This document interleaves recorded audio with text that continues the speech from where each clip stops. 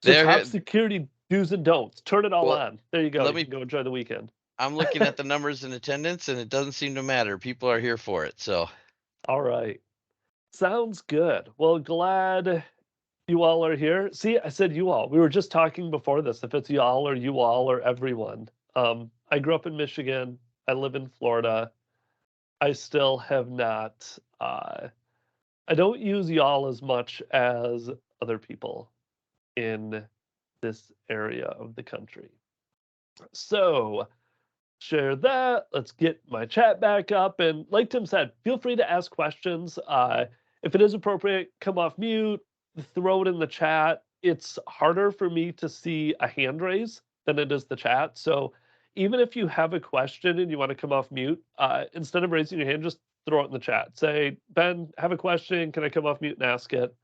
I'll probably see that easier. This original session, I did design it originally as a 60 to 70-minute session. We have 90 today.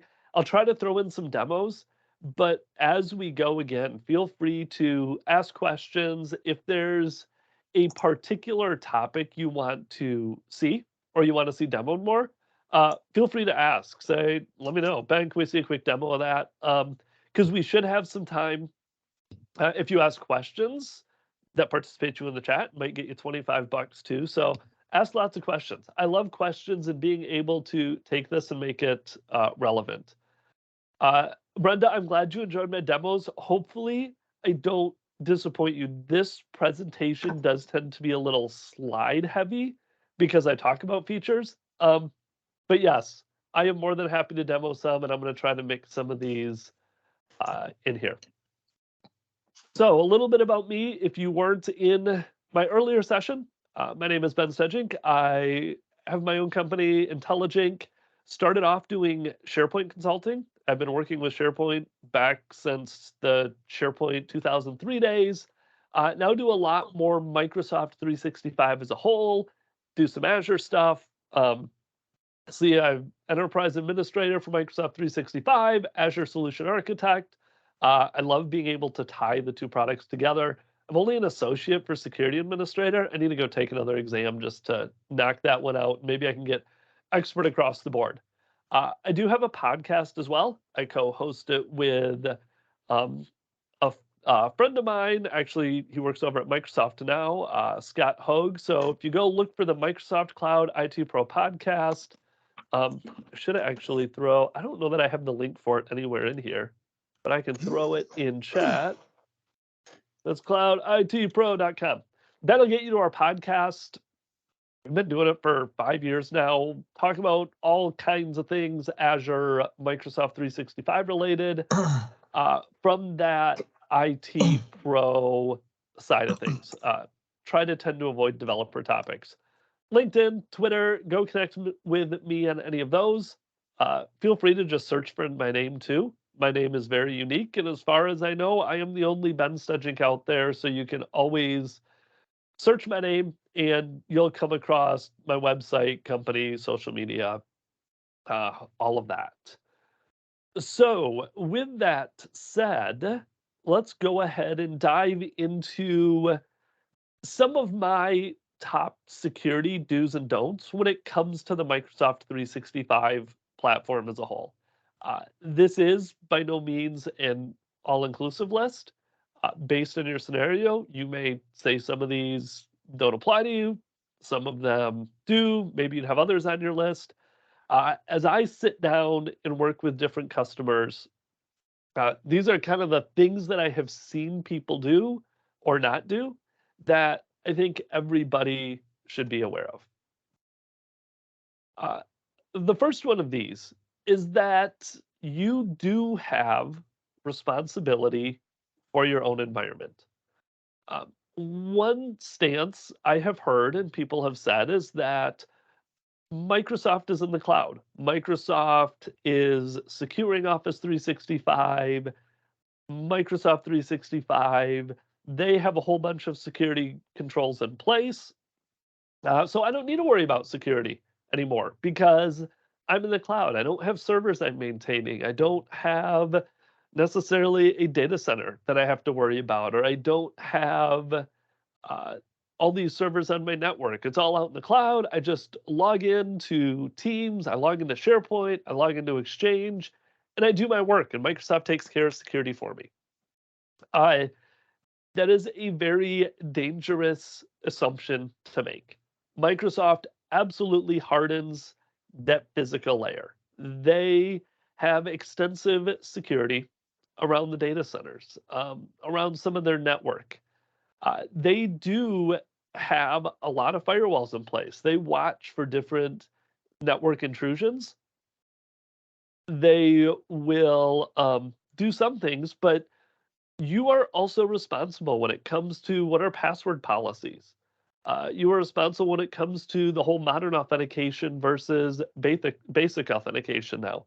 A lot of the things that we're going to go through and talk about today are your responsibility as a company to go in and configure Microsoft 365 in a way that makes it secure for your organization. On the flip side of that, Microsoft also does have a lot of responsibility. So it's a shared responsibility. If you go and look at some of the documentation, even as it relates to Azure as well, uh, that security is shared. I don't want you to think that Microsoft isn't doing anything. One of the things I hear a lot is it's out on the internet, Microsoft 365. Maybe it's not secure. Maybe you don't think Microsoft does enough. These pictures here, I put the safe in the wall in your house behind a picture or a bank vault. This is one analogy I've used with customers.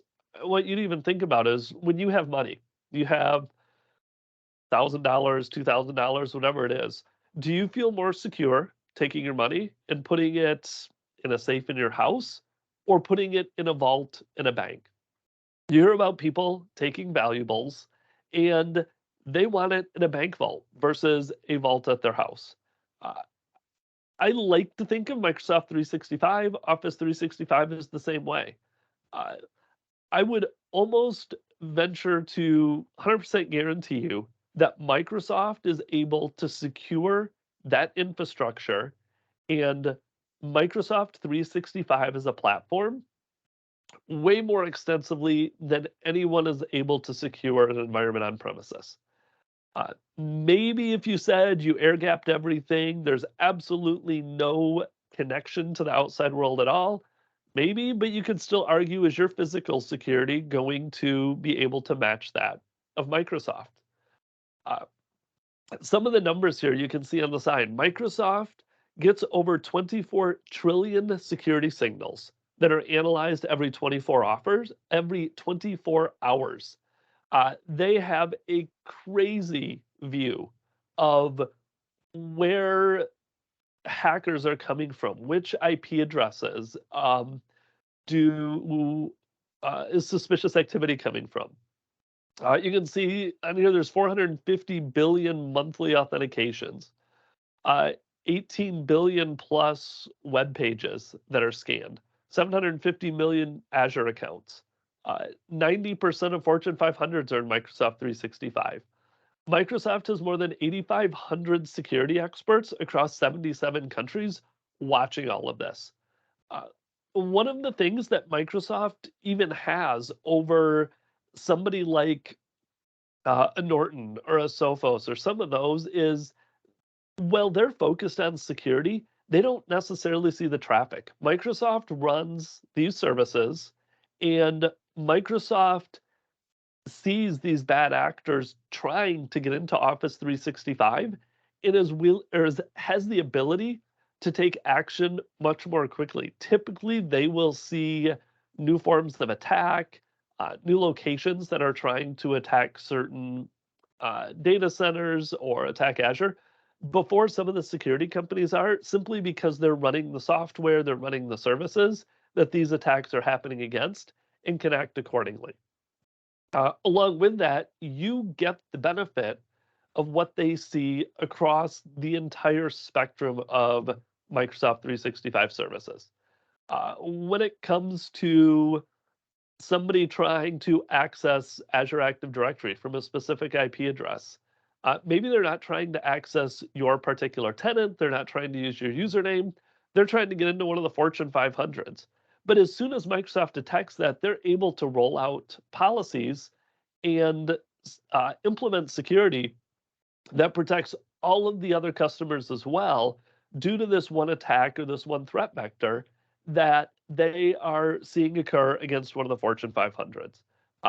Again, going back to web pages, emails analyzed, they're able to see all of that different data, all those different signals, analyze them, and really help secure that environment. So, just like I said, you have responsibility. There are certain things that we're going to talk about that you should absolutely go turn on. That no matter what Microsoft does, oh, there goes my camera. I've been having camera issues today. I will switch to another camera so at least you can see me. It's just not my normal one. And I don't know why. There, get it to. I've got to get it to come down. I'll get it working here a minute while I keep talking. There are a lot of things that you need to do that Microsoft do. It is that shared security model. There's also a Microsoft Digital Defense Report. This is a really interesting. Oh, even this camera's not going to want to work today. There it goes. There's a really interesting report out there from Microsoft that you can go search for this Digital Defense Report. I'll try to throw a link out there too in the chat as soon as we're done, or if somebody else wants to go hunt it down, you can go hunt down that report and throw a link out there. But that does a good job of outlining different security trends, different attack vectors, just giving an overall view of security across the industry as a whole. So diving into another do and don't. What do you use for an admin account? This one can be a little bit of. This is an interesting discussion. A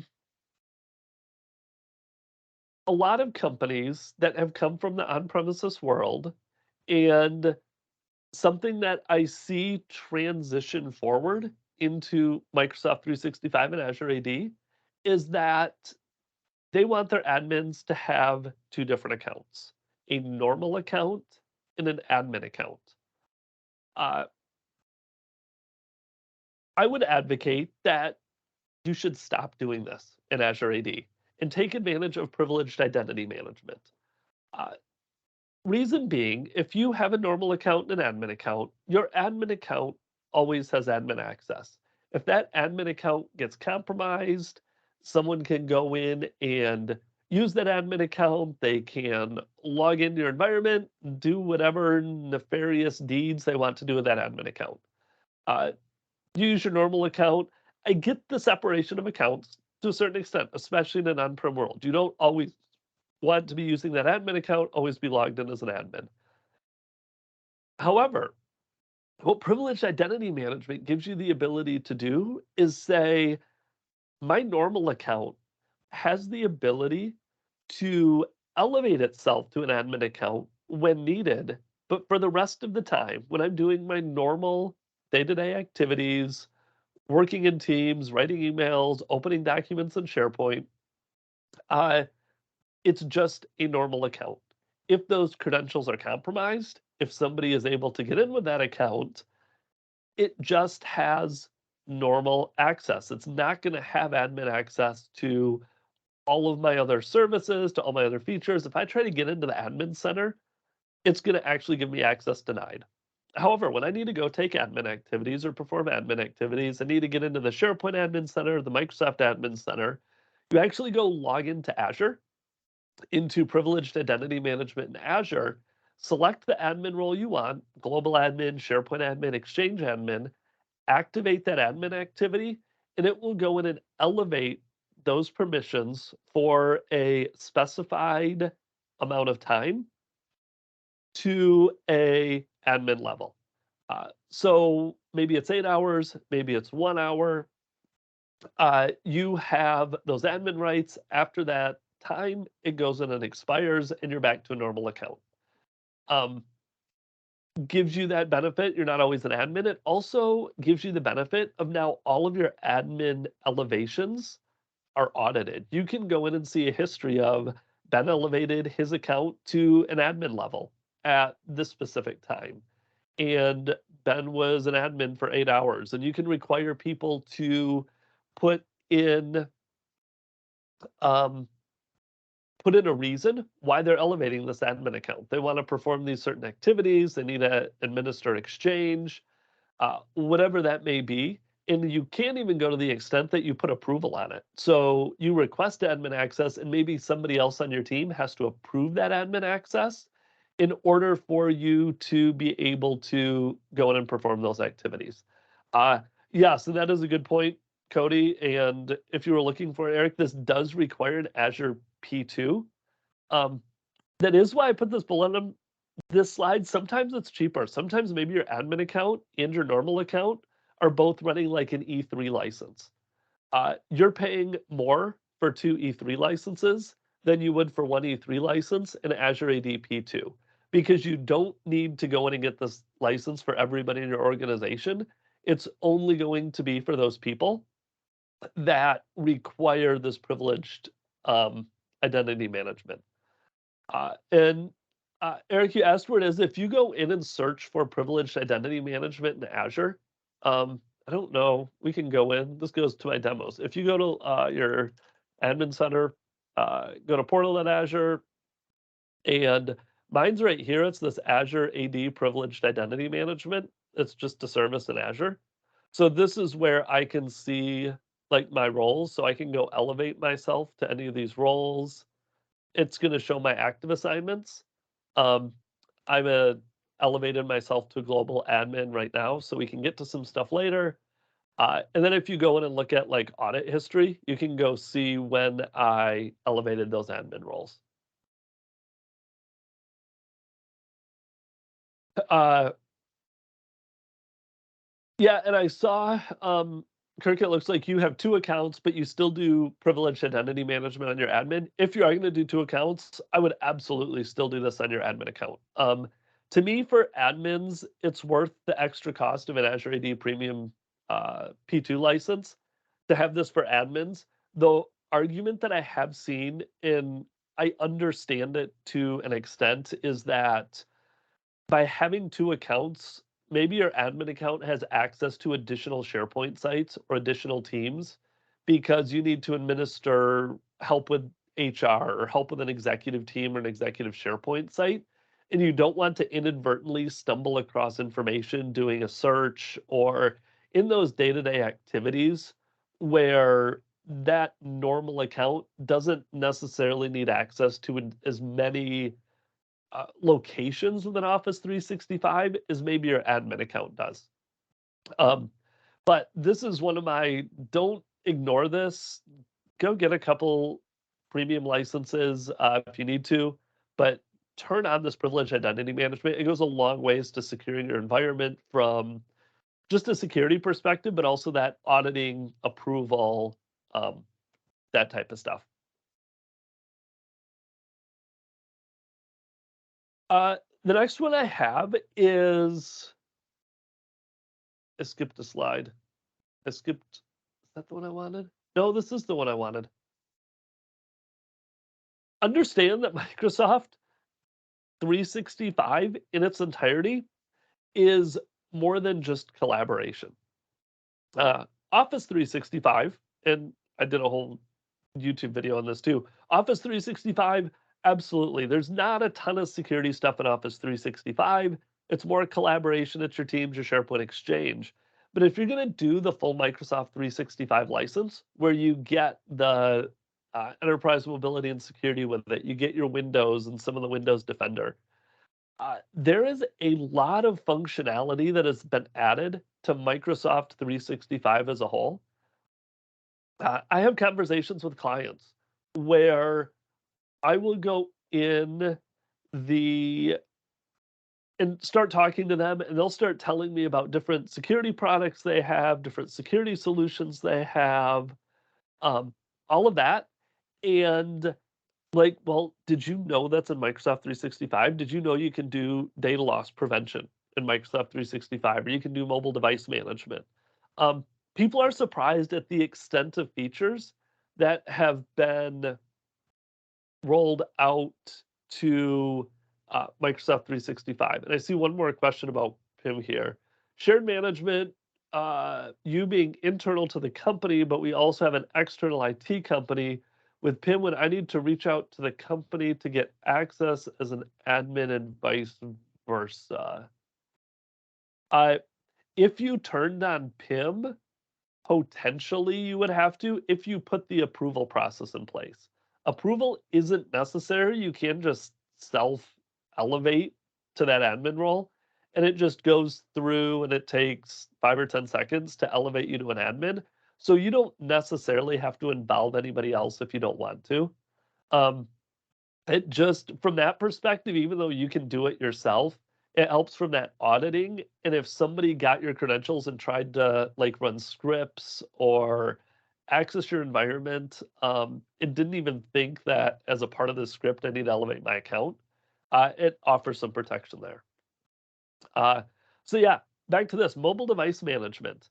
Um, Being able to go and manage iPads, Android devices, iOS devices with some of the new improvements to Mac OS Ventura, uh, Windows, absolutely. You can go in and do all of your device management right in Microsoft 365, whether it's doing remote wipes or if you go in and look at something like Autopilot and being able to remotely deploy Windows, set up applications, push down configuration policies, and check for compliance when it comes to managing devices. Microsoft is adding in more and more. It's not quite to the level of being able to do group policy yet from Azure Active Directory, but you're starting to see those ADMX templates that you would have with group policy make their way into Intune or endpoint management or Intune, depending on what Microsoft feels like a given day. It started as Intune, then it was endpoint management. At Ignite, they renamed it back to Intune. Next month, maybe it'll be endpoint management again.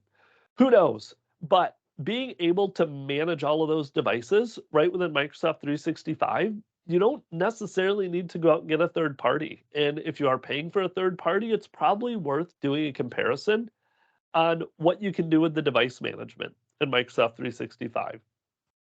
Data loss protection, sensitive information.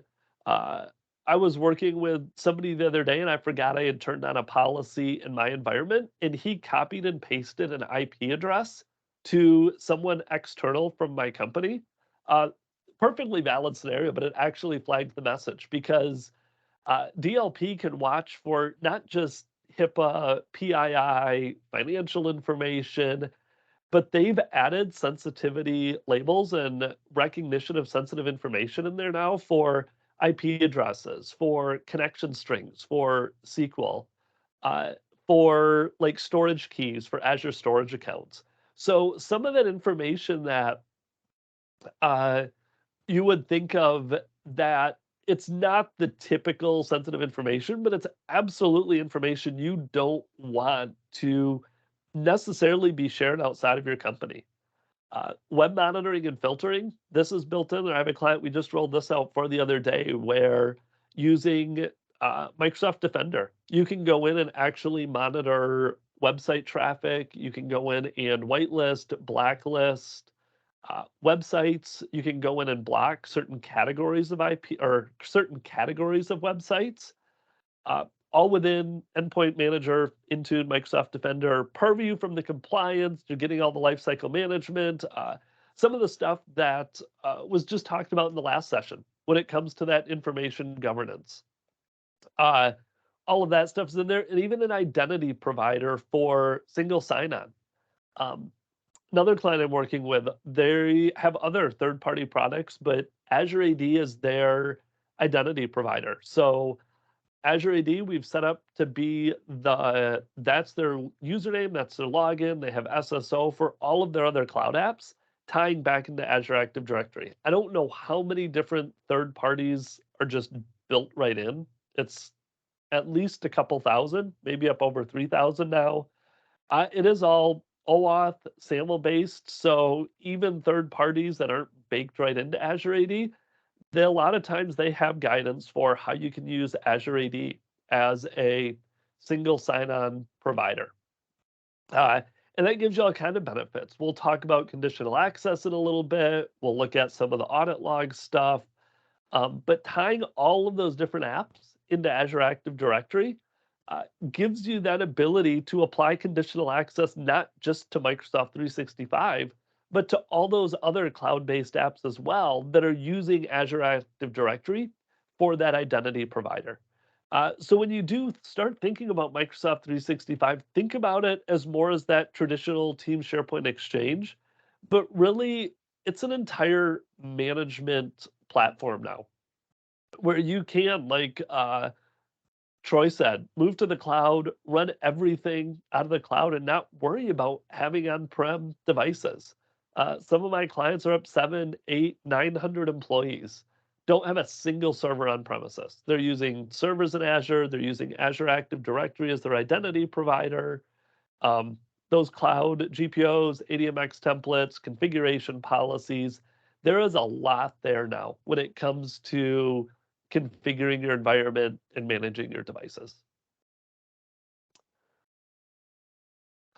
Next up, know what's happening in your environment.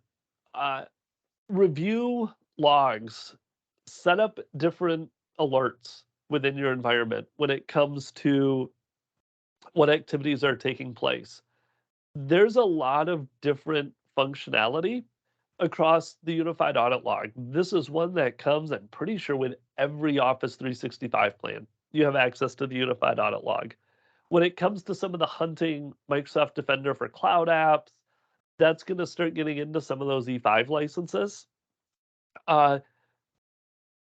But just the unified audit log alone, you can see on the slide here, 38 different categories across email, SharePoint, Azure AD, Power BI, Sway, if anybody still uses Sway.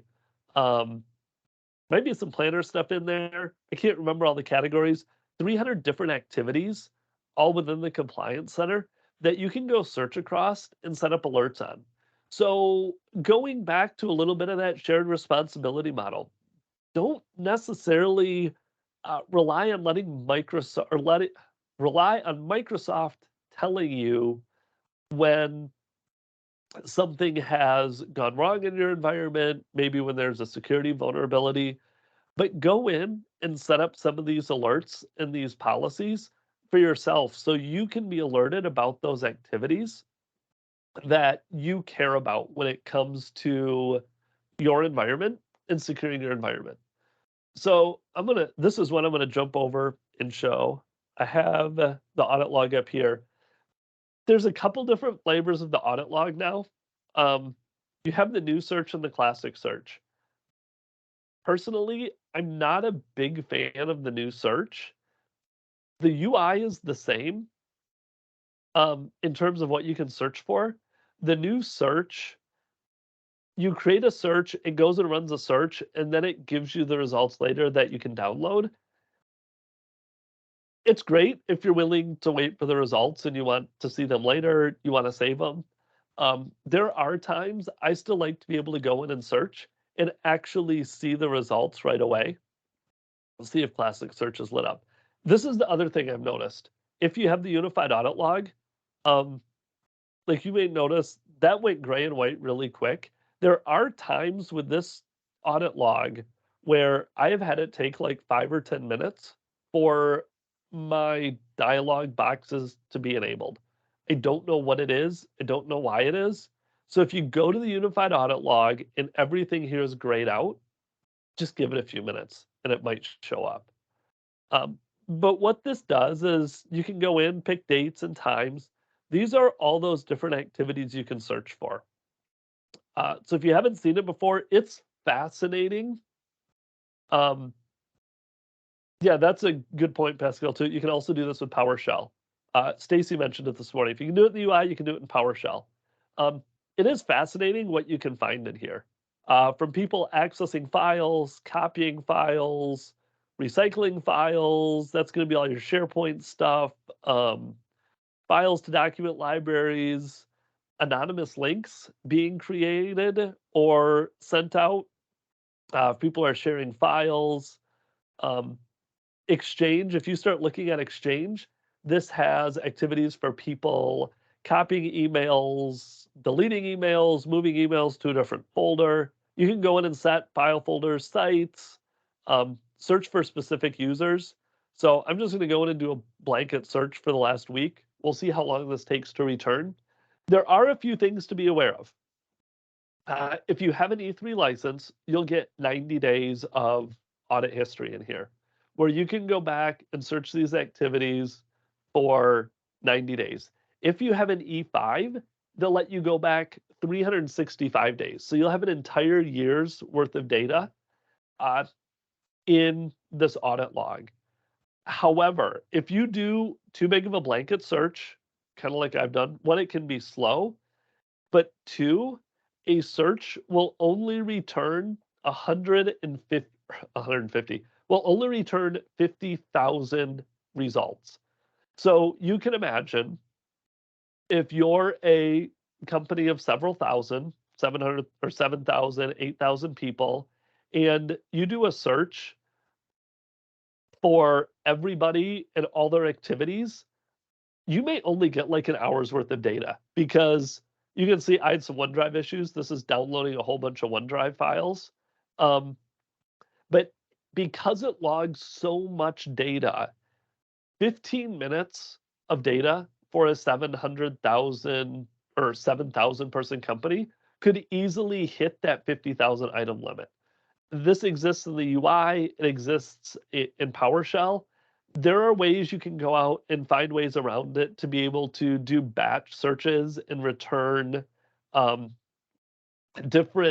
return like those batches of data and get a lot more of it back. Or again, you narrow it down. You know exactly what file you're searching for, which user you're looking for. You have a specific time frame that you're looking for. That can help you narrow it down. This is absolutely a security tool of someone accessing a file. Did a particular user access a file they shouldn't have? There's sign-in activity. If I would go, look here, you can look at when users signed into mailboxes. I have also used this for clients contacting me and saying, help, where's my file? They were working on a file one day, they went in 2 days later, and the file was gone. They couldn't find it. Couple different things have happened. I have used this to figure out, oh, someone accidentally moved that file to another location. It went away that way. Someone accidentally deleted a file. I have used this beyond security just to help users figure out where missing files or missing content may have gone. They're missing an email, they're missing a document in Teams. This is a great tool for troubleshooting where different things have gone. The other thing that you can do, I think this is under policies now, is you can set up alert policies for these. So because all of this is being logged, you can also be alerted when certain activities take place. So within that unified audit log, if I want to go do a new alert policy, apparently they've updated it, and we'll just do MN365 demo, I can choose the severity of this. Maybe it's just a low severity, it's more informational, and it's around permissions. What is that activity? I want to know whenever somebody shares a file or folder. Reality, you may not want to do this, but it can be done. I have done this more for like anonymous sharing. I have also done one. We talked about people creating site collections or creating teams, because creating a team or creating a group also creates a site collection. Maybe you want to be alerted when new site collections get created. And you don't care about a certain threshold. You don't want to know when somebody creates 15 site collections. You want to know every time someone creates a new site collection. But you have these different options. if it comes to activities, maybe it's like failed sign-ins. You want to know when or someone logs in 15 times within 60 minutes. Uh, Lots of different options here to go in and tweak. And then once you do it, you can go in, opt for email notifications. How many emails do you want to get in a given day? Big organizations, certain activities, you might imagine you can get lots of different notifications. And if you want to turn it on and off. So this is a little bit more of that proactive security, setting up the unified audit log, setting up these alert policies so that you can be notified if certain activities that you have deemed to be not adherent with governance policies you have in place or deemed to be a security risk. Maybe you've turned off anonymous sharing. People know they're not supposed to share anonymously. So you want to know if somebody manages to figure out a way around it. You can set up alert policies for those anonymous sharing links. Uh, Pascal, can you clarify regarding licensing? Is it for the person producing the action, or does having an E5 unlock more history and is not dependent on the license that each individual has? It is per license. So this is one of those where um, if a user has an E3 license and if another user has an E5 license, you will get a different length. Those results that returned will be in the time frame based on the license they have. So you'll have 365 days of history for an E5 licensed user, and you'll only have 90 days of history for an E3 licensed user. Um, Based on my understanding, I have not gone in and fully tested that, but I did do some reading on it, and I've seen some stuff, and I would say I'm 95% sure that's the way it works, that it actually does look at that history and roll off the history based on the license the user's been assigned. Um, so that also means that you can't go take an E3 user, upgrade them to E5, and all of a sudden be able to search back 180 days. You'll still only get 90 days back the day you switched them. But then the next day you'll get 91, the day after that 92, 93, etc. So it'll just start accumulating longer. It's not like it's stored somewhere in the background and you just aren't able to access it. Microsoft is actually deleting that data outside of that time window. Um, and I think purely like you look at the amount of data this takes, it's a lot of records. And I think that's why they differentiate between the licenses too, is it costs some money to save all of those audit logs. Um, so yeah, here's just some of mine. Microsoft does have a fair amount of these built in too. So you can go look at these alert policies and turn on alerting for them if you want to. You can see I have a few, that site collection I mentioned, shared files, credit card info, if that makes it out. I have an alert policy for that. And a lot of these are just policies that Microsoft has baked in that you can go open these up, edit them, turn them on, enable them if you want to. So Unified Audit Log, this is one of my favorite features. And again, there isn't a high barrier to entry for this one from a licensing perspective. I'm not sure about an E1 license. I know you get this with the E3s and the E5s. And that, again, starts with even the Office 365 E3s. So super powerful, both from a security perspective as well as from just a administrative perspective. Next up, Stacy mentioned this one today as well. Passwords are old school. Like, let's stop using passwords. Stacy mentioned turning off password expiration. 100% agree with that. It actually is one of the NIST recommendations as of I think it's maybe been at least a year now that they've been recommending it, if not longer, of do not expire passwords.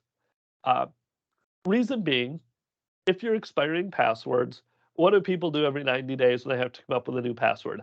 They don't come up with a brand new password that has 32 random characters that's going to be hard to guess.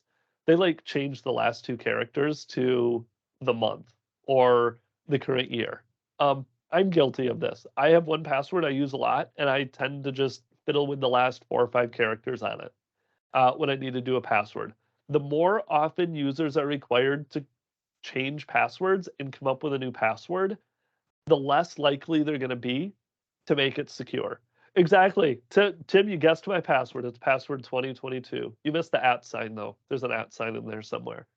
But it's been shown that as they change them, less and less secure. So one, don't make them change passwords. Force them to come up with a complex one. Make sure it is a complex password, but then turn on MFA. MFA is way more important when it comes to securing user accounts than having them change their password. And then taking it even a step forward, turn on Passwordless. My MSA account, Microsoft enabled this a few months back. I've had it for a while now. The MSA accounts actually let you delete your password. My personal Microsoft account does not have a password anymore. The only way to get in is using number matching in the Microsoft Authenticator app. I've used my FIDO key to secure it that way. Maybe text messaging, although there's some decent arguments around text messaging not even being secure, primarily because of SIM swapping and that type of stuff.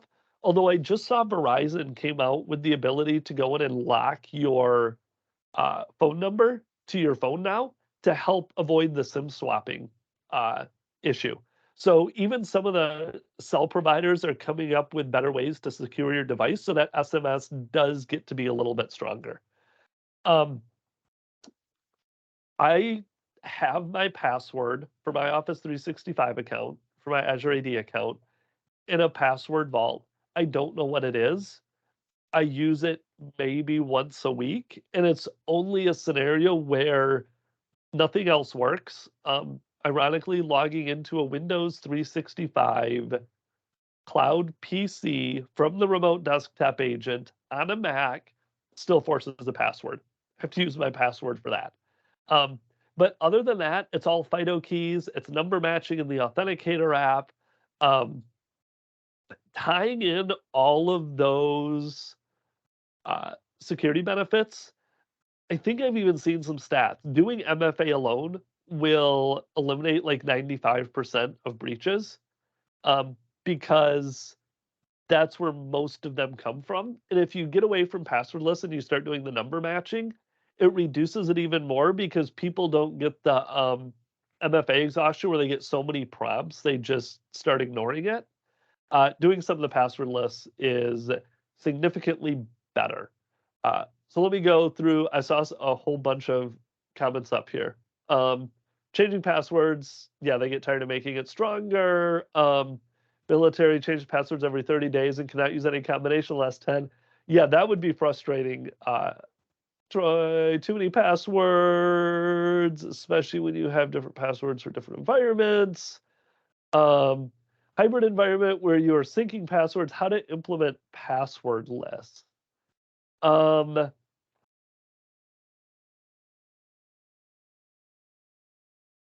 If you're doing, I'm trying to think, if you do the password hash sync and not pass through authentication, I believe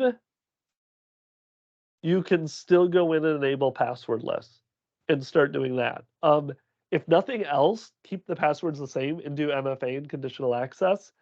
But because that password hash sync happens and you're still only authenticating against Azure Active Directory, you should still be able to do passwordless because you're not authenticating against your on-prem server, you're authenticating against Azure AD and that password hash.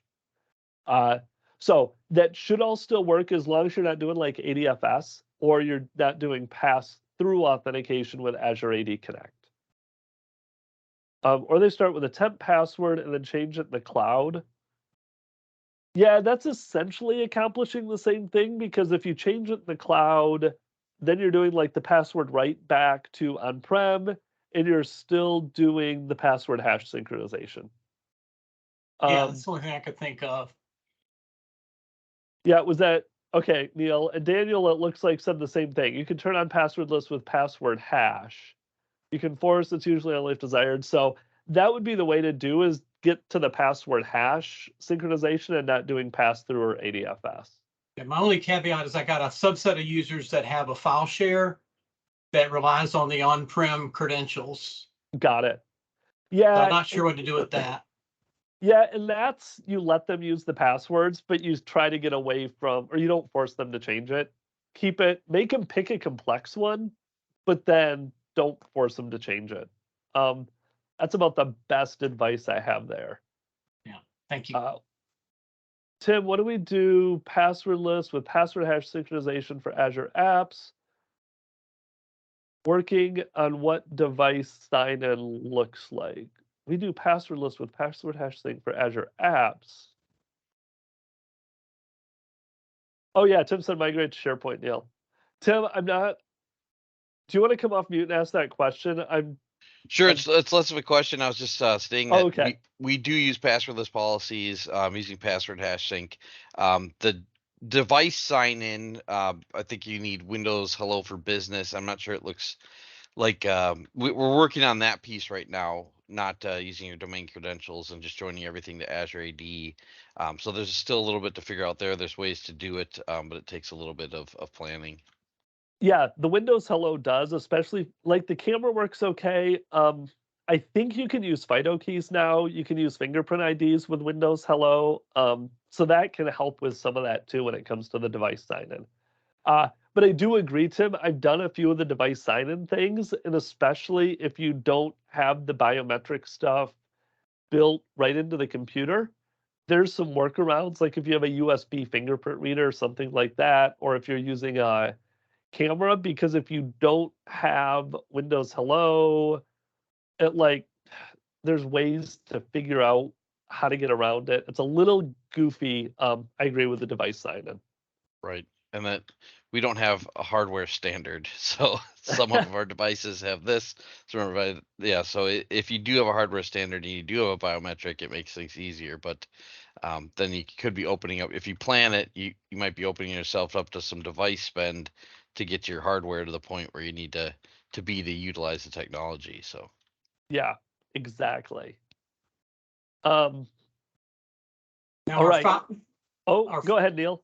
I was going to say the file share I was talking about is in the cloud. It's actually in AWS. We were talking about moving it to Azure, so that maybe I could change where it authenticates instead of authenticating or relying on on-prem AD credentials. Maybe there's a way to let it use the cloud credentials, which would be maybe Microsoft Office 365.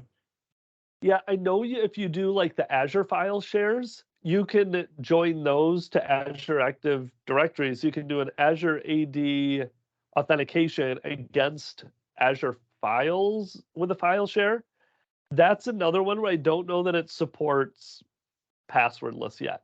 So those are some of those weird scenarios you do get into where passwordless is like 90% there, but then you hit those 2 or 3 scenarios where you do end up having to fall back to passwords yet. Yeah, we're looking at a more sophisticated password, never change it, and we already enforce MFA. Got it. Perfect. So MFA, we were talking about it. Use it. Don't turn it off. Don't use it without it. Kind of enough said. Like leverage MFA. There's more and more options too that are coming to MFA with conditional access. I'll show one of these in a minute when we talk a little bit more about conditional access. But you can now, there's a new MFA option to require authentication strength that kind of goes back to what we just talked about, where you can now say that I'm going to require MFA, but I'm going to require it to be a combination of methods. I'm going to require a password and SMS, or it has to be passwordless MFA, or I'm going to actually force MFA, but it has to be a FIDO2 key. So if you have conditional access, there's lots of different options for MFA. If you don't, it's quickly turning into you have to use security defaults. The user-based MFA is still there. It's a little buried. My fingers are crossed on how long user-based MFA is going to be there. I don't know that I've seen that it was officially deprecated yet, but I think it's on life support. Microsoft's going to want you to use security defaults. That also forces modern authentication or go to conditional access, which is my next one. Would you ever, Samantha, I absolutely recommend a password manager program. Reason being, one, you can't do or MFA. Well, you can't do passwordless yet with anything or with everything.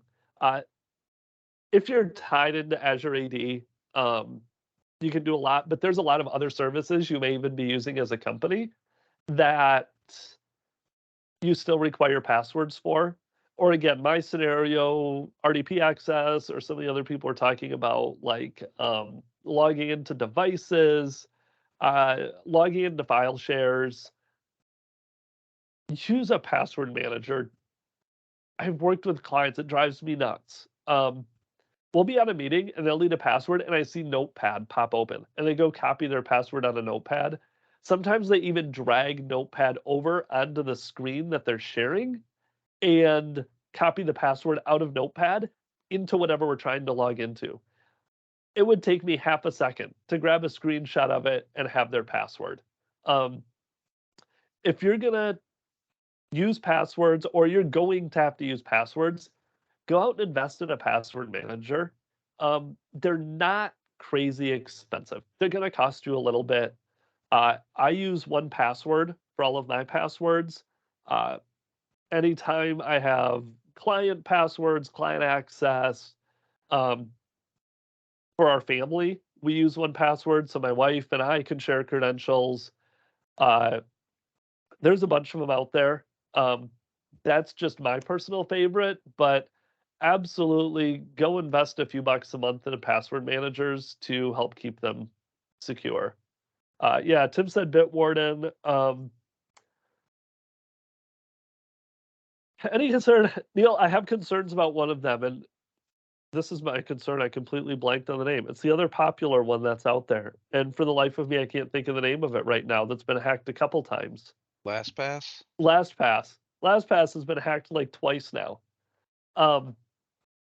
1Password, I have never heard of them having any security breach. The one built into Edge probably isn't bad. I've never used it because I have everything in 1Password. The Microsoft Authenticator app, I believe, lets you store passwords in that now. I would say, Neil, there's always a concern about it being hacked when it's in the cloud. Security vulnerabilities. I feel better about a password manager than I do having it in Notepad or a text editor on my computer. Because again, I think somebody like 1Password, I'm surprised LastPass did it. Yeah, there are a few non-cloud password managers as well, Neil. I don't know one off the top of my head. I'm not going to make a recommendation, but there are some of those out there as well. But all that being said, absolutely use a password manager. Don't use OneNote, Word, text documents, that type of stuff. Conditional access. I saw there was a session today on conditional access. Did anybody go to that? I don't want to go rehash a bunch of stuff if everybody here went to the conditional access session earlier today. I would say not even I would say, do not underestimate the power of conditional access in Office 365. My opinion, this is Azure Active Directory Premium Plan 1 or above. My opinion, Azure AD Premium Plan 1 is worth it for conditional access alone. This is one of the single biggest security things I think you can implement when it comes to Azure Active Directory, outside of making sure MFA is turned on. And if you want to set certain rules around MFA, you can do it all in conditional access anyways. So what conditional access does, and I'm going to show a demo of this one, it takes a signal, your laptop. Is it joined to Azure Active Directory? Does it have a certain manufacturer ID? Does it have a certain properties assigned to it? Where are you logging in from? What's your IP address? Is your device compliant with the corporate compliance policies? What user are you logging in with? Takes all of these different signals about your authentication into Azure Active Directory, and then it makes a decision. Am I going to allow full access? Maybe I'm only going to allow read access. They can get in, they can use the browser, or sorry, not read access. I'm going to allow browser access. They can get in, they can read their emails, they can write emails, they can open Word documents, they can edit them, but they can only do it in the browser. They can't download it to the local computer. They can't open it in the local Office applications. Everything they have to do stays in the browser and stays within the Office 365 environment. So you know that your employees aren't downloading all of their files to their computers sitting in their living room at home. You can do things like that. You can just outright block access. If you're coming in from a certain IP address, a certain country, any of that, just outright block access. Or, I can't quite figure out if I should trust you or not. Let's go ahead and enforce MFA just to be safe. All kinds of different things like that. So what application am I going to use? I'm going to let you use the Outlook app because I can manage that in Intune, but I'm not going to let you use the native mail app on the iPhone or the native mail app on Android. So it enforces all of these different policies and conditional access to help you secure your system. And this is one too where people will say from that security aspect, on-prem, I can only log in when I was in the office, plugged into the network. Well, with conditional access, you can kind of accomplish the same thing. You can only log in when you're coming from a specific IP address. I would have some concerns with that if you're saying it's your corporate IP address and users are required to VPN into the home office to connect to Office 365. That can introduce some other challenges. But if all your users are back to going in the office, you don't want them logging in from home, but only from your corporate location, go ahead and lock Office 365 to a specific IP address. So what does this look like in Azure Active Directory? I have conditional access here. You'll see I have a whole bunch of policies. I play around with policies. I take care not to lock myself out. Word of caution, you can create a policy that locks you and everybody else out of your tenant. And Microsoft says if you lock yourself out of your tenant with conditional access, we're sorry, we can't help. There is no way to get you back in. So as you're going in and creating these conditional access policies, be careful that you don't lock yourself out. You can go in and create a new policy from scratch. In preview, Microsoft also has started adding in a bunch of templates. So you can go in and pick, do you want this conditional access policy to be based on an identity, who you are, or a device, what device you're using? And then they have a bunch of these: require MFA for risky sign-ins, block legacy, require multi-factor authentication for your guest users. And they'll go create that policy for you. You can always edit it, tweak it, change it later. We're going to go do a new policy just to see what's in here. So if we go in, create a new policy, we'll do our demo. Minnesota 365, users, workloads, or identities. This is the first thing you're going to specify. So who does this apply to? Is it going to be to certain users in your environment, certain groups?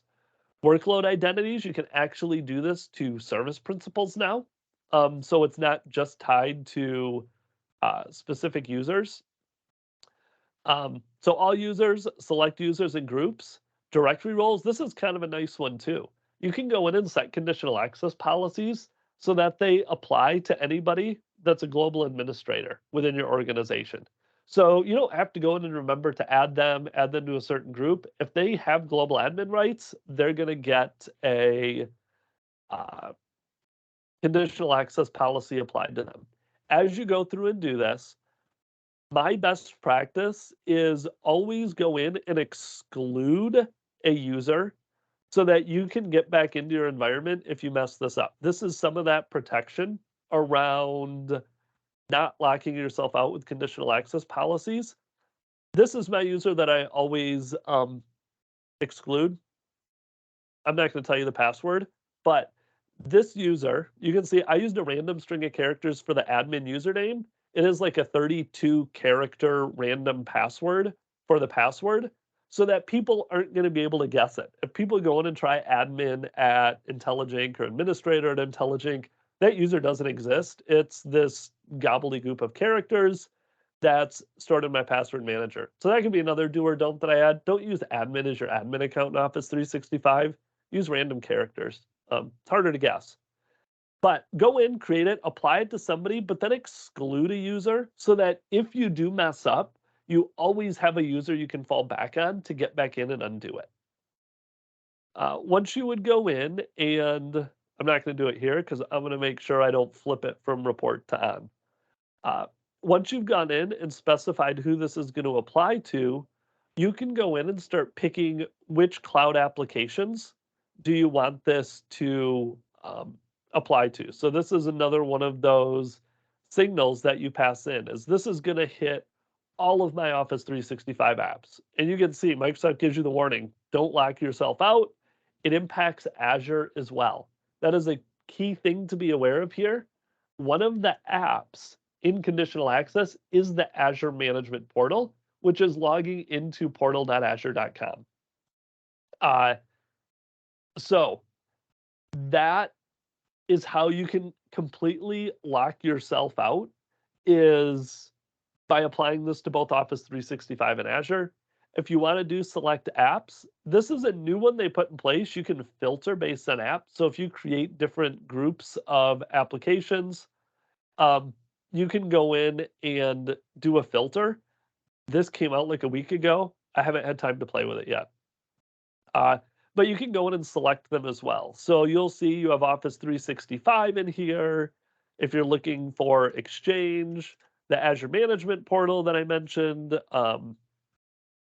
that one's in here somewhere, Azure Management. You will see your third-party app. So this goes back to the tying in your third-party applications and doing a single sign-on there. This would apply to any of those. So Adobe, DocuSign is tied into mine. So I can use these conditional access policies not just for those Office 365 apps, but also for those third-party apps tied into Azure Active Directory. And just like the users, we can say include all of them, but then go exclude a specific app or two. Again, sometimes it's easier to go include everything and exclude one, rather than you want to go in and select all of them but one. So once you have specified your users, you've specified which applications connected to Azure Active Directory you want to have these conditions apply to, you can go through and start configuring different things like user risk and sign-in risk. These two specifically are an E5 license, where sign-in risk and user risk is something Microsoft will automatically detect based on user activity if you have an E5 license. How they determine it is a little vague, because if you knew how they determined it, you'd be able to get around it. Sign-in risk will watch for things like impossible travel, signing in from two geographic locations that are so far apart, and it would have been impossible for you to travel. So I sign in from the US, and then 5 minutes later, I sign in from somewhere over in Europe. I can't get from the US to Europe in 5 minutes and sign in that close together. So it would flag that as a risky sign in, and I could then do something like enforce MFA on it. So User risk could be things, I want to say something like downloading a bunch of files. Downloading a whole bunch of files could raise my user risk. Certain applications that I've maybe logged into. Again, these are a little vague in terms of what would trigger those. Device platforms. So is this going to apply to just mobile devices? Anybody here still using Windows Phone? Windows Phone is still a valid device you can configure these for. My kids play with my Windows Phone. I have not seen anybody with a Windows Phone in like 2 or 3 years now. But if you have one, you can do a conditional access policy for it. So which device are your users using? You again have your include or exclude. So you can choose that or your Mac OS, Linux, Windows locations. This is going to be those trusted IP addresses. So you do have to set up trusted IP addresses ahead of time. I have a couple in here, like I have a home office. You can go in and specify countries. Microsoft has this preset where they do the best job they can. There is no guarantee of specific IP addresses from a certain country, but they try to keep this updated. So that's going to be your location, is those IP addresses. There is a way now for mobile devices that have GPS and can detect the location to do GPS coordinates for mobile devices. Doesn't work for computers, but if you do want to do GPS coordinates for a location for a conditional access policy, that is out there now for mobile devices. We talked about client apps as well. Oh, I just clicked the wrong button. Let me get back to there. Conditions, locations. We just talked about that. Client apps, I mentioned this. Go in and specify, is this applying to a browser, to Exchange ActiveSync, to other clients that don't fall into one of these categories? You can go configure certain client apps as a condition. Filter for devices. This used to only be, is it AD joined or is it hybrid Azure AD joined or not? This was recently updated. So you can filter now on a whole bunch of different properties, from physical IDs to operating system versions, model numbers, extension attributes for your devices. Trust type now gives you your equals, not equals, your hybrid Azure AD join. So lots of different filters now that you can put in of when these would apply to given devices. Kick in post-user auth correct.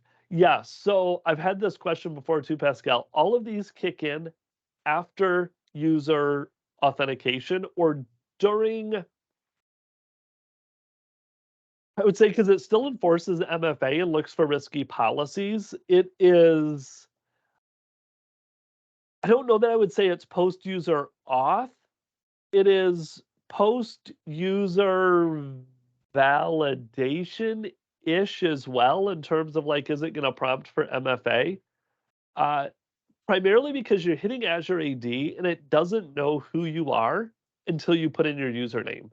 So when I go to like portal.office.com and there's no username in existence, it doesn't know which tenant to look at for those conditional access policies. It's only once I type in my username and it does some of that, say maybe it's even some of that preliminary authentication so that it knows which conditional access policies I belong in, will it kick in. So it is post-authentication, part of the authentication process, not, doesn't happen before that. So good thing to mention there, Pascal. So yeah, device filters, going in there, access controls. This is where you start saying, okay, what am I actually going to do? So based on who this user is assigned, who the user is, what cloud app they're trying to access, what those conditions are in terms of the device, where they are. Am I going to block access or am I going to go in and grant access, but I want to require MFA? Or this is require certain authentication strength. This is where you can go in now and start requiring FIDO2 keys. You can force passwordless, force that combination of methods. You can force them to require a certain approved client, certain app protection policies. Maybe if you feel like an account has been compromised, regardless of what they all say about don't require password changes, you can still require password change. That is probably the one condition where a password change is okay, where based on all these conditions, you suspect the password has been compromised. They probably should go in and change their password if it looks like it's been compromised. So all of those different conditions now can be put in place on that user when they go log into conditional access or when they go log into that application. And then again, if you're going to require all of these, so you can require it to be marked compliant and require it to be hybrid Azure AD joined and require an app protection policy, require all of those or just require one of those. You kind of an and or on those. And then finally, you do have some controls around that session. This is where you can continuous access evaluation. That one's interesting. Persistent browser session. This is one, I think I saw a comment about a hospital before. This is one I came into in a hospital type scenario where they wanted this persist browser session. If I had all apps selected, I'm going to show you this one, all cloud apps, and then you go into session and you do the persistent browser session, you can never persist the browser. So the scenario this was is in a hospital, they had shared workstations and users would log into the browser, log into their email, and then they would close the browser and walk away. They wouldn't actually do the sign out process. Another nurse, another hospital employee would walk up, open up the browser, and it will persist the browser session by default. So they were in another employee's email. If you go in and set a conditional access policy to never persist, when you close the browser, it will destroy that session. So when the next person comes and opens up the browser, they won't inadvertently end up in somebody else's email. They will be forced to sign in. I don't remember resiliency defaults. I actually don't know. Oh, that has to do with extending stuff during outages and all of that. The use app enforced restrictions is another one. This is only Exchange and SharePoint, but this app enforced restriction is the one that enables you to say, do not allow users to download stuff out of the browser. So if you have Exchange and SharePoint selected and you set your session to use app enforced restrictions, that's when you won't be able to download files. The download link will be hidden from SharePoint. If you get an attachment in your email, you can't download it out of Outlook on the web. You can only save it over to your OneDrive with that attachment. So it's kind of buried in here, but this is a nice one if you want to prevent users from downloading files to unapproved devices or unapproved machines. And then finally, once you're done with all that, you can report on it, keep it off, set it up ahead of time, and then keep it off. Go ahead and turn it on. So that's conditional access policies. There's a lot you can do. It does get confusing at times. The last thing that I'll show you is you do have this what if option that you can go simulate certain conditions, even if a policy is off, to see how it will work and how it will apply to your users. So create a policy, turn it off, go in here and fill some of this out and do a what if, and it'll spit back, here's the user, these policies will or won't apply for these given reasons. So that can be really handy as well when you set those up. So absolutely, use conditional access. One of my favorite things. Microsoft 365 and Azure. Yeah, that's right. The what if feature can be a lifesaver. Understand how Azure works with Microsoft 365. We mentioned it a few times, the Azure portal. I used to run into people all the time that didn't realize they had Azure AD when they had Microsoft 365. So used to be knowing that Azure AD is there. There's some other functionality that's in Azure. We talked about Azure Automation this morning and Logic Apps, my earlier session, in terms of being able to use those for certain functionality. Azure Sentinel is the SIM XDR that's in Azure. It is very easy to go set that up and suck all of your logs, those unified audit logs, Azure AD authentication logs, all of that into Azure Sentinel to do threat detection, to do hunting, to do queries, lots of good stuff in Azure Sentinel. Azure Firewall, if you're using something like Azure Virtual Desktop or servers in Azure, and you want to configure an Azure Firewall, there's some settings there to automatically update your Azure Firewall to allow some of those Office 365 endpoints. If you're doing that, Azure Virtual Desktop, if you're looking for a VDI solution, that integrates in very well with Microsoft 365. We could spend time talking about when to use Azure Virtual Desktop versus Microsoft 365 Cloud PC. But understand some of that functionality that's in Azure, that Microsoft 365 and Azure have a lot of overlap and work together in a lot of different ways.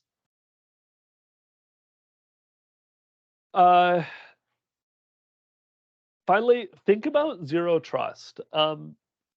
Zero trust, it can be a bit of a buzzword, but it is a thing, and it's a thing in Microsoft 365 to the point that Microsoft 365 does have a zero trust deployment plan for Microsoft 365, where they go through a lot of the different things we talked about today, some of the stuff that was talked about in some of the other sessions today around Intune and information protection, purview, identity.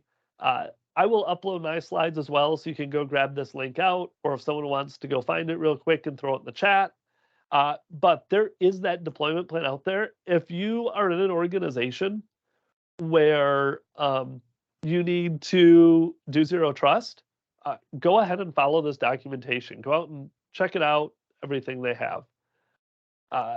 Neil, is Azure Firewall full-featured as compared to virtual gateways such as FortiGate for Azure? I don't know, Neil. I'm not familiar enough with it to be able to give you an accurate comparison between the two. Yeah, I don't know. I do know Azure Firewall tended to be very expensive compared to some of the other ones. VPN features. I don't know that Azure Firewall has VPN features because a VPN feature is another service in Azure. So you can go set up VPN to a VNet in Azure that way. So I don't know that they put it in the firewall because of that. And then finally, understand your requirements. There have been some questions that came out today of, I'm in this scenario, and these are my requirements around passwords to access file shares or environments that force you to do password changes. Understand what those requirements are, understand your company, what that security is required, and going back to the very beginning when we talked about it's a shared model, you do have to do certain things to make sure your environment's secure. Don't just take the Microsoft defaults. Understand the security defaults versus do you need conditional access? Is it worth the money? Should you Azure AD join devices? Looking into the app protection, the Intune, the mobile device management. Do you need to use something like Microsoft Defender? Everybody has different insights. I mentioned it at the beginning. These are some of my top do's and don'ts when it comes to securing Microsoft 365. Based on your environment, some of these may not be relevant to you. You know your company, go in, talk to them, figure out those requirements, figure out what you need. These are a bunch of options I've presented, a bunch of different things that I like to do, that I recommend my clients do, that aren't necessarily configured that way by default, but take some time to understand the requirements, understand what's in Azure, and how you can configure it to meet those needs. With that, we have 2 or 3 minutes left for questions. as before, feel free to reach out to me via email, Twitter, LinkedIn if you have any other questions as well. If you want to ask some more now, we have 3 minutes for you to participate in chat and get your name in the drawing for the $25 gift card. If not, I will let Tim do the gift card, and you can get to your weekends like 3 minutes early. We'll give it a sec here. I can do the drawing if any of you guys think of questions here. Or if anybody has time, let me know or raise your hand here real quick. Otherwise, I will roll on with the drawing. But Ben, awesome stuff. This one was right up my alley. A lot of the work I do is in this space, and I really appreciate all the information. And it's I share some of the struggles you and some of the challenges that you outlined. All right, so I'm Very gonna go cool. Troy ahead. wants to win. Troy says spin it. Spin it. I All think right. Troy's feeling good about this this spin. There is a final team wrap up, Neil. I don't know if it was on the board. It might just be for us to pick the winner as the board, but I don't think there's anything posted out there for I think that might just be our board meeting to go over and pick that winner. Once again, the winner for the grand prize is going to be done via the survey. The link is a little bit above in chat. I'll drop it one more time here. And then I'm going to find my wheel. And So Tim, you actually have a bunch of pinball machines in your house too? I have Or is that two. That's have not my two? house. But I do have a couple machines, and I actually work on them and fix them in my spare time. So, Very cool. all right, let's go for a spin here.